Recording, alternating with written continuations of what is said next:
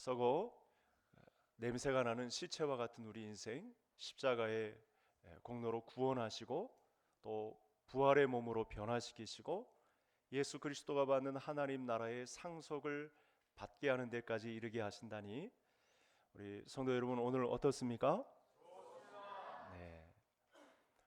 오늘 주보 3면에 보시면 이렇게 간증이 실려 있습니다. 오늘 기도하신 정장누님 이 예수님의 사람 제자 훈련 간증문이 실려 있는데, 앞으로도 당분간 우리 구기 제자, 우리 작년에 연말에 공부하신 우리 6분의 간증이 실릴 텐데 한번 주목해 보시고, 아직 제자 훈련을 받지 않으신 분들은 과정을 잘 겪으셔서 또 지원을 해 주시기를 바랍니다. 간증에는 힘이 있습니다. 왜냐하면 한 사람이 예수님의 사람으로 변화된 것에 대한 강력한 힘이 전달되는 통로가 되기 때문에 간증에는 강력한 힘이 있습니다. 성경에 간증과 관련된 구절이 굉장히 많은데 오늘 몇 구절을 보여드릴 텐데요. 먼저 한 구절을 한번 보시겠습니다. 화면을 통해서 우리 한번 같이 읽겠습니다. 또 우리 형제들이 어린 양의 피와 자기들이 증언하는 말씀으로써 그를 이겼으니 그들은 죽기까지 자기들의 생명을 아끼지 아니하였도다. 이 말씀은 요한계시록 12장 11절에 실린 말씀입니다. 최종적으로 예수 그리스도의 승리가 선언되는 가운데 아주 이색적인, 우리가 그야말로 귀를 쫑긋 세우고 들어야 할 아주 중요한 말씀인데, 많은 성도들이 자기들이 증언하는 말씀으로써 라고 하는 이 부분이 바로 간증에 해당됩니다. 이 간증을 통해서 그들을 이겼으니, 그를 이겼으니, 그러니까 사탄의 권세를 이겼으니 라고 말씀하고 있는 장면이 되겠습니다.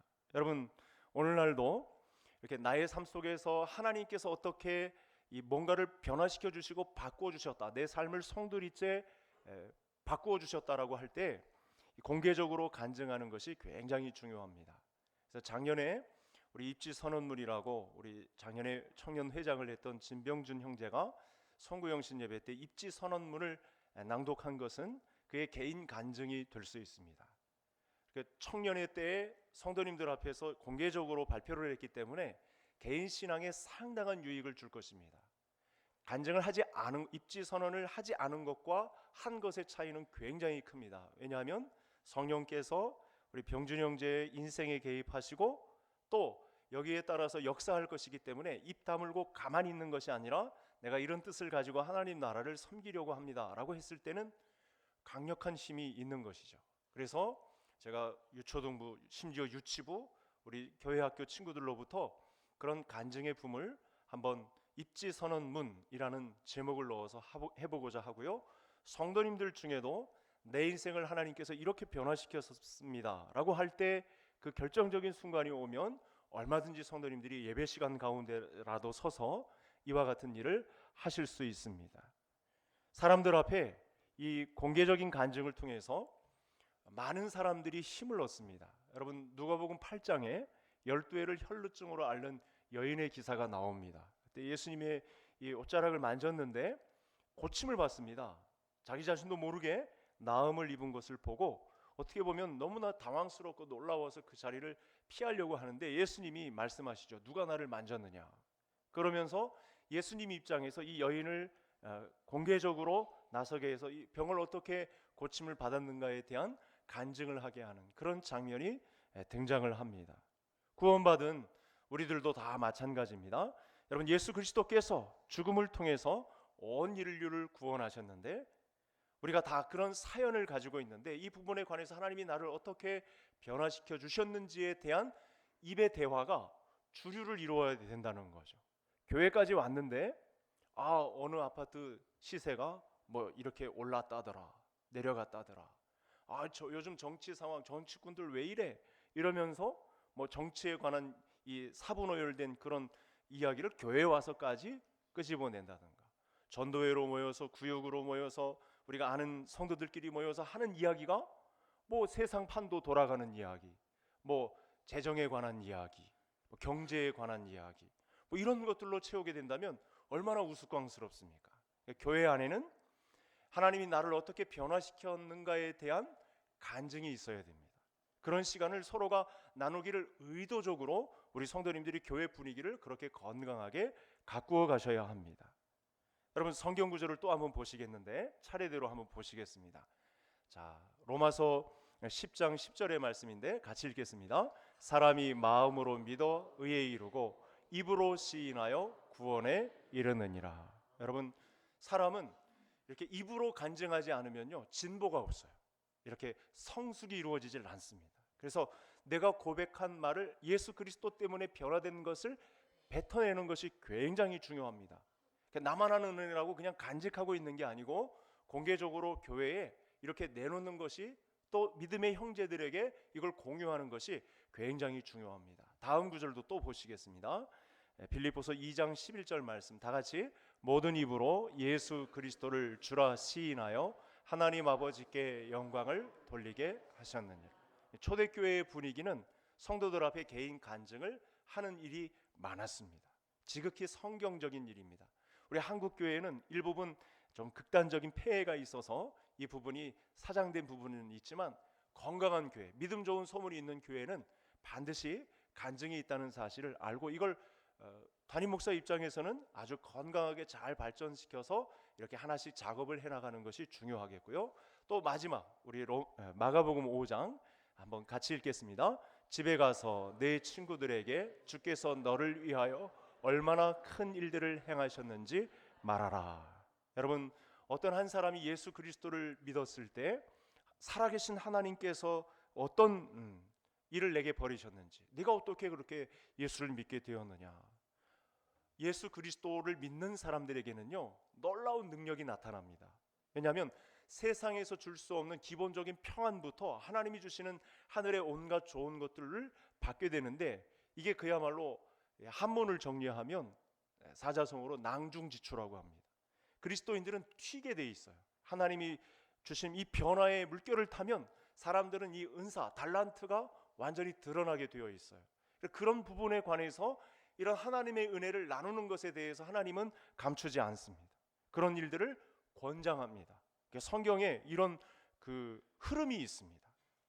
교회 안에서까지 뭔가 쓸데없는 세상 이야기하고 재정 돌아가는 이야기하고 정치판 이야기하고 이러라고 교회로 회집한 것이 아니고 하나님이 나를 어떻게 구원해 주셨는가에 대한 그런 문제를 이렇게 개인 간증으로 하라고 하신 그런 흐름, 영적 흐름이 있다는 사실을 성도님들이 도전을 받으셔야 합니다. 오늘 제가 이렇게까지 장황하게 설명을 하는 것은 사도 바울의 개인 간증이 오늘 본문 말씀에 담겨 있기 때문에 그렇습니다. 개인 간증의 힘이 이토록 큽니다. 그래서 믿음은 간증을 해야 온전해집니다. 왜 내 믿음이 자꾸 사장되는 것 같고 다람쥐 쳇바퀴 도는 것 같은 그런 느낌이 들까요? 간증을 하지 않아서 그래요. 시인을 통해서 입술의 고백을 통해서 하나님이 내게 베푸신 은혜에 대하여 잠잠하고 있어서 그래요. 그래서 여러분 말씀도요, 제가 이렇게 준비한 말씀도요, 한번 제가 이렇게 성도님들에게 전한다 하고 강단에서 한번 준비하고 나가는 것과 또 강단 상황을 설정하고 제가 준비하고 나가는 것과 그렇지 않은 것의 차이는 엄청납니다. 나만 간직하는 은혜라고 나만 가지고 있으면 안 돼요. 이렇게 입술을 통해서 말씀하는 힘, 바로 이것이 설교의 힘이고 성도님들이 가진 은혜에 대한 개인 간증의 힘이 된다는 사실입니다. 따라서 우리 모두는 예수 믿는 좋은 믿음의 증거를 가지고 입술의 증거로 시인할 수 있는 데까지 자라가는 우리 모든 성도님들 될 수 있기를 바랍니다. 이런 증거를 우리 한국교회에서 어떻게 곡해되어 가고 있냐면 그냥 새신자들, 지금 믿지 않는 사람들에게 전도하는 수준의 것으로 이 개인 간증을 사장시키는 그런 조류가 있는데 절대 그렇게 하지 말아야 되죠. 실제로 개인 간증의 역사는 같이 믿고 있던 신자들에게 같이 나누면 굉장히 좋습니다. 우리가 온전해지는데 강력한 영향력을 행사하게 된다는 것입니다. 앞으로도 성도님들의 개인 간증을 많이 나누십시오. 그렇게 하는 것이 나의 믿음을 온전케 하는 능력을 주고 사단 마귀의 전략을 파멸시키는 놀라운 능력이 있다는 사실입니다. 자, 예를 한번 들어볼까요? 여러분 성도님들이 어떤 그야말로 생각하기도 싫은 질병이 들었어요. 근데 동네 어떤 의원을 통해서 고침을 받았어요. 그럼 어떻게 되죠? 막 떠버리게 되는 거죠. 막 증거하게 되는 거죠. 나 이 의사 선생님에게서 이런 고침을 받았다. 다른 병원, 이 병원, 저 병원 다 와봤는데 내가 창피해서 말도 못하고 있었는데 이 의사 선생님을 통해서 내가 이 병원을 통해서 치료를 받았다. 막 떠들지 않겠어요? 이게 바로 영적으로 볼 때 하나님께 내가 고침을 받았습니다. 내가 새로운 삶을 얻었습니다. 그리스도인으로 살게 된 은혜가 바로 이것입니다. 이렇게 이야기하는 것은 지극히 자연스럽고 건강한 것이다 라는 사실이 되겠습니다.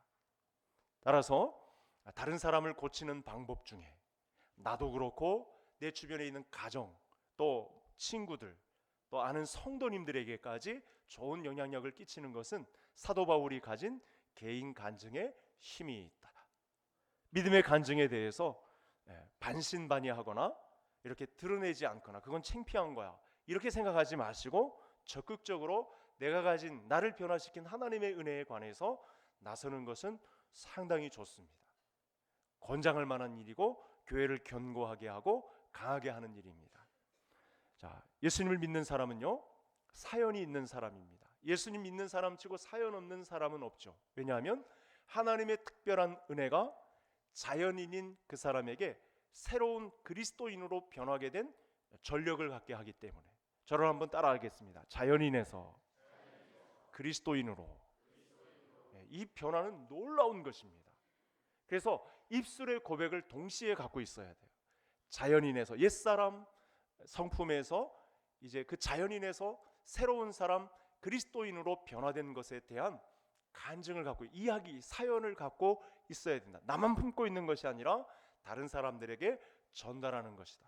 성경은 그런 간증이 확대된 그런 말씀으로 엮어져 있다 해도 과언이 아니겠습니다. 오늘 예배의 자리에 나온 모든 성도님들은 그동안 인생에서 예수님 때문에 겪은 인생의 이야기가 저마다 있을 것인데, 이를 적극적으로 알리고 나를 온전케 하는 믿음 가운데 중요한 부분을 차지하는 나의 사연, 나의 입술의 고백이 예수 그리스도의 십자가와 부활을, 이 좋은 복음을 전하는 것에 쓰임받는, 전도는 새신자, 아주 예수 그리스도를 기억도 모르는 그 사람에게만 전하는 것이 아니고 우리 같은 동시대 믿음의 형제들에게도 똑같이 나눌 수 있는 큰 파급력이 있다는 사실을 알고 입술로 시인하여 예수 그리스도의 능력을 전하는 간증의 사람들이 되시기를 간절히 소원합니다. 자, 바울 삶 자체가 복음의 능력임을 증명합니다. 이제 하나씩 그 부분을 이제 남은 시간 설명해 갈 텐데요. 바울 사도는 사도가 되기 전에 사울이란 이름을 가졌었습니다. 그러니까 과거의 사울을 떠올리면요, 하나님의 사람으로 부름받기가 상당히 민망한 가운데 있어요. 그러니까 통계적으로 볼 때 사도 바울이 자연인에서 그리스도인 된 것, 우리가 자연인으로 있다가 그리스도인 된 것을 비교하면요, 사도 바울은 전면에 나설 수 없는 사람이에요. 너무나 창피한 게 많아요. 이렇게 드러내놓고 간증할 수 있는 위치에 서기가 굉장히 부끄러운 사람입니다. 오늘 본문에 보시면 유대교를 너무 지나치게 신봉했어요. 유대교는 그리스도교에 반대되는 종교잖아요. 근데 그 유대교의 또 전통까지 너무나 열심히 익혀가지고 예수 믿는 사람들을 방해하고 회방하고 거치는 돌이 되고 교회 살인자로까지 예수 믿는 사람들을 잡아다가 죽인 숫자도 잘 몰라요. 너무 많은 사람들을 죽이는 과정에 있었어요. 그러니 얼마나 창피하겠습니까? 자연인에서 그리스도인 된 다음에 이걸 밝히기가 얼마나 힘들었겠습니까? 그런데 그런 낱낱한 내용을 오늘 본문 가운데 밝히고 있다는 것입니다. 사도 바울의 13권의 책에는 사도 바울의 개인 간증들이 많이 등장을 하고 있습니다. 자, 13절 14절 보시며 제가 13절을 읽고 성도님들이 14절을 읽으면서 이 분위기를 계속 이어가 보겠습니다. 내가 이전에 유대교에 있을 때 행한 일을 너희가 들었거니와 하나님의 교회를 심히 박해하여 멸하고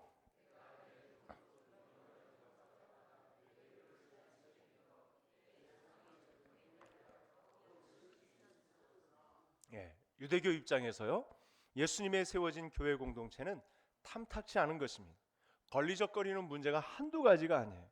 유대교의 반대 세력입니다. 그러니까 유대교의 이 반대 세력이 얼마나 무서운지요, 그리스도 교인을 잡아서 실제로 죽이는 현장에 있었어요.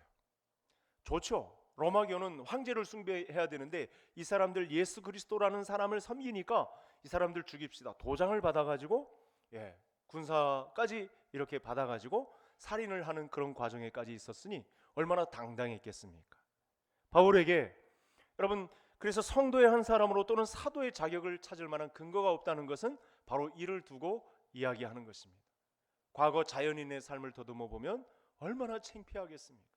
그렇게 교회의 방해자로, 회방자로, 핍박자로 섰었으니 얼마나 부끄럽겠습니까? 그런데 바로 이 부분이, 이 약한 부분이 꺼내기도 힘든 이 이야기가 복음의 시작입니다. 하나님께서 바울 개인의 한 간증을 잘 사용하고 있습니다. 바울의 회심 후 3년 동안 예루살렘을 방문하지 않았습니다. 사람들 중에는요, 자기 자신이 신앙생활하는 것에 대해서 내가 이만큼 직분을 가지고 교회에 충성한다는 것에 대해서 자랑하고 드러내기를 원하는 그런 마음이 있어요. 많은 사람들에게 알리고 내가 당신보다 더 우위에 있으니까 당신 까불지 마, 뭐 이러면서 자기가 가진 신앙을 좀 남들보다 우위에 있다는 것을 은근히 드러내려는 그런 습성이 인간들에게는 있습니다. 그런데 바울은 하나님이 놀라운 은혜를 다메섹에서부터 주셔서 그 기간이 오늘 3년이라고 했는데 예루살렘으로 가지 않고 예루살렘에 가서 사도들과 많은 성도들에게 인정을 받으려고 하는 그런 마음이 있었지만 아라비아에 3년 동안 묵상하는 기간을 이렇게 가졌다고 말씀을 우리에게 하고 있습니다. 말씀의 내용을 놓고 보니까 사람에게 검증을 받거나 이게 양호하다고 평가를 받거나 또는 인정을 받으려고 하지 않았습니다. 다만 그리스도인을 박해하던 자가 그리스도의 복음 때문에 내가 박해를 당하면서 그리스도를 전하는 자다, 이렇게 오늘 말씀을 열어가고 있습니다. 이게 복음의 능력 가운데 굉장히 중요한 요소를 차지하는 것이죠. 곧장 깨달은 대로 아는 만큼 겪은 만큼 복음을 부끄러운데도 전하고 있습니다. 3년이 흘러서 예루살렘을 방문해서 유력한 지도자들인 베드로를 만나고 야고보도 만난 경험은 있지만 예수 그리스도의 복음에 대해서 사람 앞에 이걸 검증받거나 인정받으려고 하지는 않았다, 이렇게 말씀을 주고 있습니다.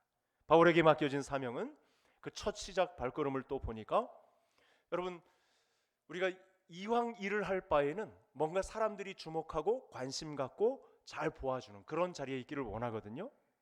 예를 들면 예루살렘 중심부에 서서 내가 이토록 과거에는 회방자요 핍박자였지만 지금 제가 예수님의 일을 예루살렘 교회에서 중심부에 감당하고 있습니다. 안디옥 교회로 옮겼다면 안디옥 교회에 다시 내가 이런 일을 중심부에서 감당하고 있는 사람입니다. 이런 습성이 있는데 바울은 처음부터 이방인의 사도로 부름을 받습니다. 웬만한 사람들이 주목하지도 않고 어디 가서 뭐 하는지 실적도 없고 가서 고난만 당하고 핍박만 당하고 핀잔만 듣는 그런 상황에 있는데도 바울은 처음부터 그렇게 예루살렘을 방문해서 인정받으려거나 검증하거나 내가 양호하다는 평가를 선교사로서 받으려고 하지 않고 곧장 아라비아로부터 이방인의 사도로 부르심을 받는 현장이 본문 안에 공개되었습니다.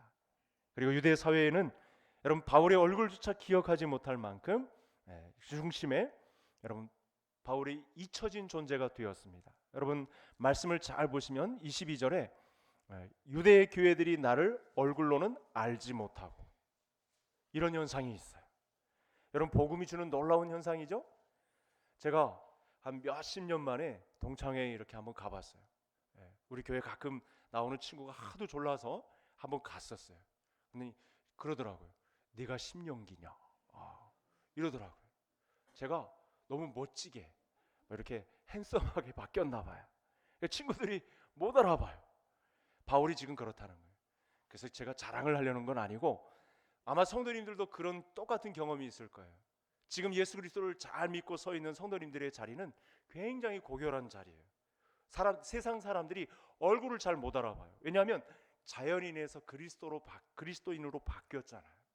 사연이 있잖아요. 특별한 개인 간증들이 있으시잖아요. 이게 얼굴의 변화에까지 와요. 제가 지금 무슨 말씀을 하고 있냐면요, 예수님 잘 믿는 간증이 있으면요 장수하세요. 피부 나이가 젊어지세요. 건강할 수밖에 없다는 이야기입니다.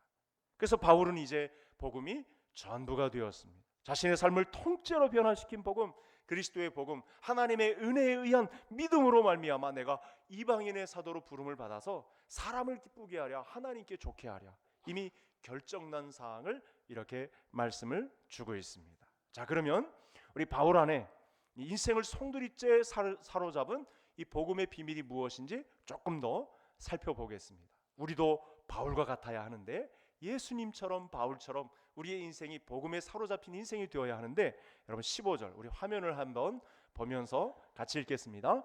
그러나 내 어머니의 태로부터 나를 택정하시고 그의 은혜로 나를 부르시니가. 15절에 보면 하나님의 은혜가 바울 한 사람의 평생에 어떻게 관여하시고 이 사람을 준비시키고 그 계획대로 이끌어 가셨는지요? 시공간을 초월하고 있죠. 어머니의 태로부터 이방인의 사도로 삼으시기 위한 계획이 얼마나 철저하게 이루어졌는지 이렇게 나타났습니다. 그동안 바울은 하나님을 대항했습니다. 교회의 핍박자였습니다. 회방자요, 방해꾼으로 살아왔지만 하나님은 이런 모든 바울의 의도를 다 뒤집어 놓으시고 바울의 경험과 실패까지 처음 사용하시면서 복음의 놀라운 능력을 세계 만방에 전하고 있는 상태에 왔습니다. 자, 그러면 왜 이런 일이 바울에게 벌어졌을까요? 2000년 전 여러분 이스라엘 사회의 유력한 대권 주자로 서 있는, 이대로 가다 보면 가말리엘 문화에서 그야말로 하버드생 최고 수석 졸업자로 서 있는 이 바울이 유대 사회에 진입하면 자기 총리 주작감으로 아무 손색이 없는 사람일 텐데, 지금 이렇게 자리 잡아가고 있는 바울을 따로 택하시고 따로 불러서 이방인의 사도로 준비하신 이유가 무엇일까? 우리가 여기에 소속되어야 하는데 2000년이 지나서 우리에게 동일한 도전을 허락하시고 있는데, 이 말씀의 은혜가 무엇인지 우리 16절 말씀 성경을 보면서 우리 같이 16절 같이 읽겠습니다. 그의 아들을 이방에 전하기 위하여 그를 내 속에 나타내시기를 기뻐하셨을 때 내가 곧 혈육과 의논하지 아니하고. 여러분, 이 계획은 순전히 하나님께서 기뻐하심 때문에 진행된 줄 믿으시기를 바랍니다. 하나님이 교회의 원수로 살아온 바울에게 자비와 은혜를 베푸심은 그의 어떤 자격이 있어서가 아니고 순전히 하나님이 이 일을 어머니의 태로부터 기뻐하신 존재이기 때문에, 중간에 탈선한 것은 맞지만, 회방자로 살아온 것은 맞지만, 살인자로 살아온 부끄러운 전력이 있는 것은 맞지만, 그를 결국은 돌아오게 하셔서 제자리를 찾게 하시고 하나님의 즐거움이 어디에 있는지를 잘 알 수 있는 본물이 되었습니다. 하나님이 기뻐하신 존재였기 때문에. 자, 이를 더 이렇게 또 추가적으로 증언하고 있는 성경 말씀을 한번 볼 텐데, 화면을 한번 보시겠습니다. 자, 신명기 7장 7절 8절의 말씀인데요, 같이 함께 읽겠습니다. 여호와께서 너희를 기뻐하시고 너희를 택하심은 너희가 다른 민족보다 수요가 많기 때문이 아니니라. 너희는 오히려 모든 민족 중에 가장 적으니라. 여호와께서 다만 너희를 사랑하심으로 말미암아. 여러분, 하나님은 우리가 어떤 자격을 갖추고 키도 크고 잘생기고 뭐 부도 있고 학력도 많고 스펙을 다 갖추어서 흠결이 없어서 도덕적인 걸리적거릴 만한 문제가 없어서 우리를 사랑하시는 것이 아니라, 작아도 연약해도 볼품 없어도 부끄러운 실패와 과거의 경험을 갖고 있을지라도 하나님의 사랑으로 말미암아 우리를 부르셨다는 이 증거가 성도님들이 오늘을 살아가는 힘이 될 수 있기를 간절히 소원합니다. 그래서 하나님의 은혜는요, 하나님의 은혜를 받은 사람은 사람의 비위를 맞추는 것에 그렇게 마음 쓰지 않습니다. 사람에게서 벌어졌던 모든 일에 관해서 일희일비하지 않습니다. 하나님을 좋게 하랴, 사람을 좋게 하랴. 희한하게도요, 우리가 마지막 목숨을 거두는 그날까지 성도님들이 고난과 고통을 당할 수 있어요. 사람들의 조롱과 비난을 받는 자리에 있을 수 있어요. 그러나 오늘 이 신명기의 본문, 또 오늘 본문 이 하나님이 우리를 기뻐하심 때문에 우리 성도님들이 서 있는 근거가 될 수 있기를 바랍니다. 오늘의 예배는 하나님의 인도하심에 따라서 사람에게 인정받으려는 욕구를 몰아내는 내려놓음이 있으셔야 돼요. 우리가 교회 신앙생활을 하면서도 쉽게 한정에 빠지는 문제가 바로 이 부분입니다. 그리스도의 복음은 사람에게 인정받으려는 욕구에 정반대로 가는 길입니다. 다시 말해서 복음이 나온 예수님의 사람들은 세상에서 당당하게 두려움 없이 예수님을 따르는 사람이에요. 우리의 위치가 그런데 뭐죠? 예수 그리스도의 종이 아니에요? 종의 자리가 얼마나 부끄럽고 수치스러운 자리입니까? 그런데 사람에게 인정보다는 내가 하나님의 기뻐하심에 따라 사랑하심으로 말미암아 내가 이 자리에 서 있다는 것이 가장 만족한 은혜다, 이렇게 고백하고 있다는 것입니다. 세상 눈치 보면서 남들의 호평과 인정을 받으려고 하지 말고, 그것에 연연하지 말고 은혜의 복음에 의한 길, 그게 작고 협착한 길이라도, 인정받지 못하는 길이라고 할지라도, 주의 일을 중심에서 감당하는데도 핀잔을 받는 일이라 할지라도, 예수님의 사람들은 하나님의 인정과 사랑을 받으며 가는 존재라는 사실을 도전받고 이 놀라운 은혜에 소속되는 성도님들 되시기를 바랍니다. 말씀을 이제 마치겠습니다. 우리는 약점이 많은 사람입니다. 바울이 우리보다 큰 수위에 있는 사람이지만 우리 누구 하나 뭐 자랑거리가 있다면 얼마나 있겠습니까? 과거를 들추면 쥐구멍이라도 들어가야 될 사람이 우리의 존재가 아니겠습니까? 그러나 바울은 복음 때문에요, 자기의 약점이 드러나도 나를 변화시킨 은혜의 복음을 위해서라면 사람의 뜻을 따르지 않고 하나님을 기쁘시게 하는 자가 돼야 되겠다, 이렇게 말씀을 주고 있습니다. 여러분, 이 은혜의 복음이면 놀라운 은혜가 있죠. 어떤 은혜가 있을까요? 나뿐만 아니라, 나의 구원뿐만 아니라 다른 사람의 생명이 살아나는 데까지 영향력을 줄 수 있다는 거예요. 이게 복음의 위력이고 개인 간증의 힘입니다. 우리 교회가 건강하고 견고한 교회라는 것은 바로 이런 증거를 가지고 주님의 교회를 섬기는 자가 되어야 하겠습니다. 이렇게 바울처럼 하나의 밀알로 썩어지기를 그렇게 기도하시고 그렇게 헌신하시고 희생하는 길에 들어서는 우리 개성의 모든 식구들 되시기를 주의 이름으로 축복합니다. 오늘 본문 말씀 가지고 간단하게 우리 합심해서 기도하겠습니다.